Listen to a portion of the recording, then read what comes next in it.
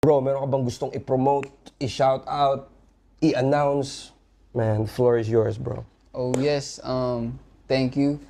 And this is the chance I'm gonna say to the whole body of every fan base that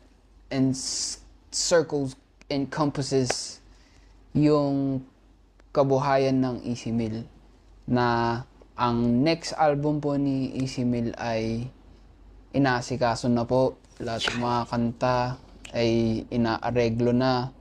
Kasi ako meron na akong first file base na napasa, pero ngayon dahil nga with the blessing that is the three-headed monster na ang Interscope, Aftermath, Shady, ngayon it's going through processing through them.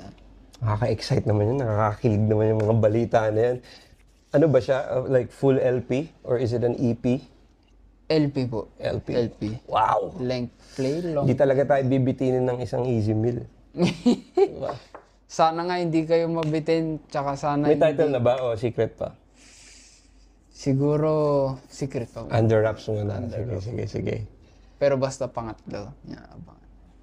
Pangatlo, pero pakiramdam ko unang album ko. Dahil yung Act 1 tsaka Duality, parang Mixtape yung trato mo dun. Oo nga po parang... Paano na lang kaya to? Na Ang album sakit. na yung trato niya. Yun, mixtape pa lang yun. Nasira na yung ulo ko dito.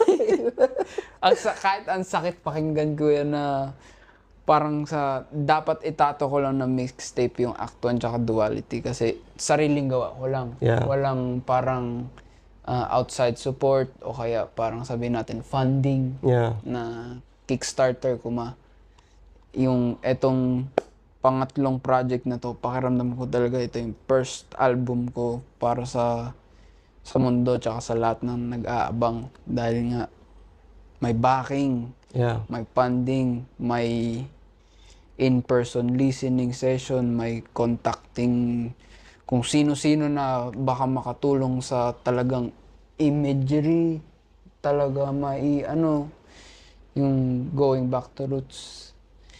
Yeah, that's it. Excited ako para doon, man. And congratulations sa lahat ng success mo, brother. And looking forward sa mga music na ilalabas mo, music Thank videos. you for having me, Kuya Lods. I'm a fan, bro. I'm a big fan of you, bro. Man. Idol.